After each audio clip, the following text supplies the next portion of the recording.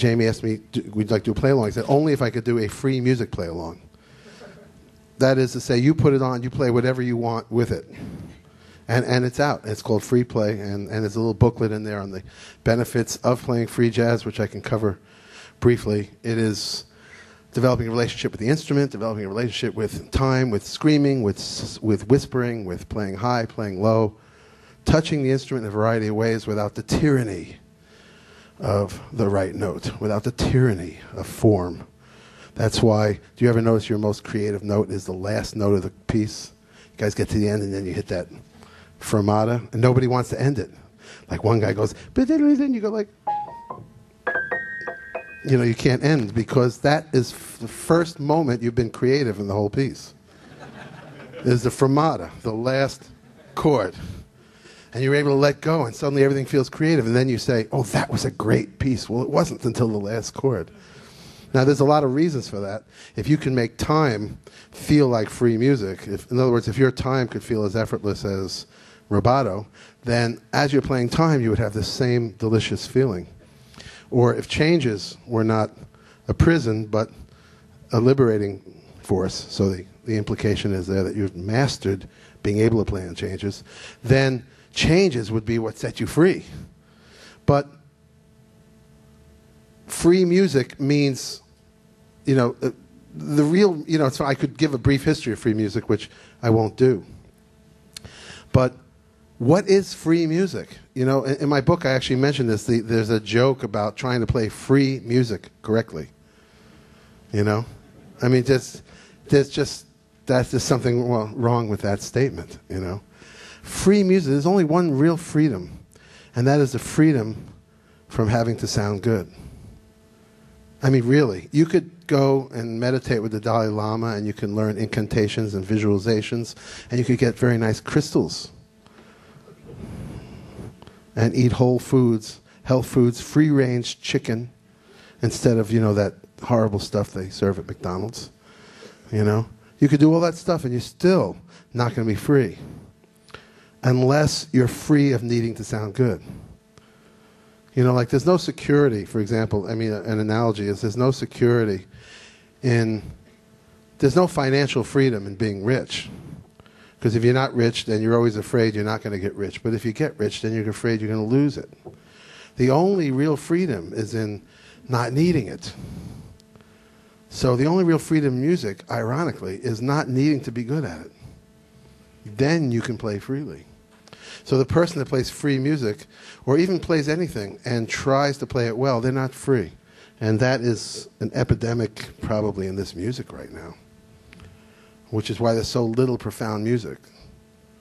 But I don't really want to dwell on that aspect of it today, because lately I've been thinking about something else, you know. Free jazz. I've been dwelling on the word free, freedom. What does that mean? Ultimately, it means freedom to sound bad. Now, why would that be such a freeing experience? Because if you could love yourself for sounding bad, then you'd be free. That's the only reason it's such a drama about sounding bad or sounding good, is this tie-in between the amount of self-love that we might give ourselves and how good we play. I mean, do you feel great on a day that you play terrible? You know?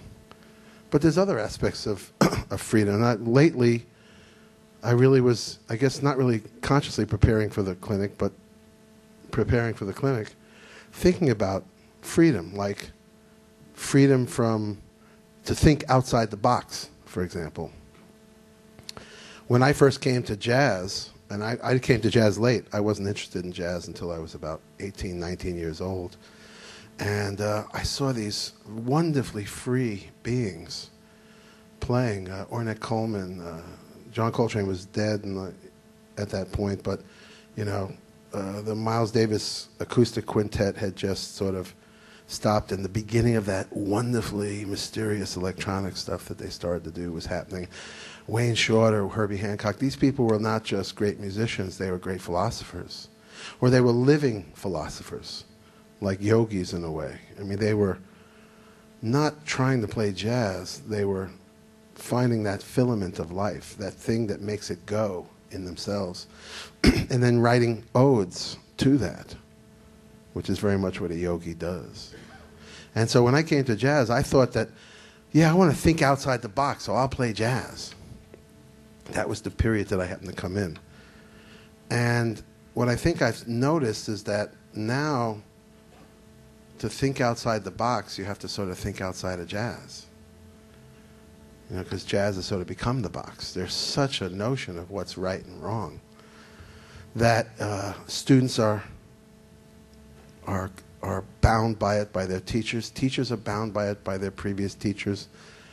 The media is bound by it because of convention. The conventional wisdom is so stifling at this point that I think free jazz means coming out of the box and really finding the notes that you passionately need. You know, getting back to that. Getting back to what made jazz great. Was great beings played it. Actually, that's what made jazz great. You know, jazz or music is not the message. And it's not even the messenger.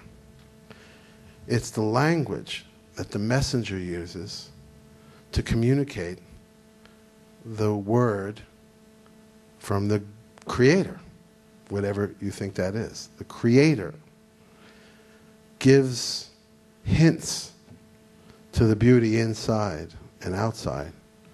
And one of the strongest hints he, she, it gives is through music. So the player trains himself so that wherever the master wants to play, the player is ready to go there. And that's the purpose of training.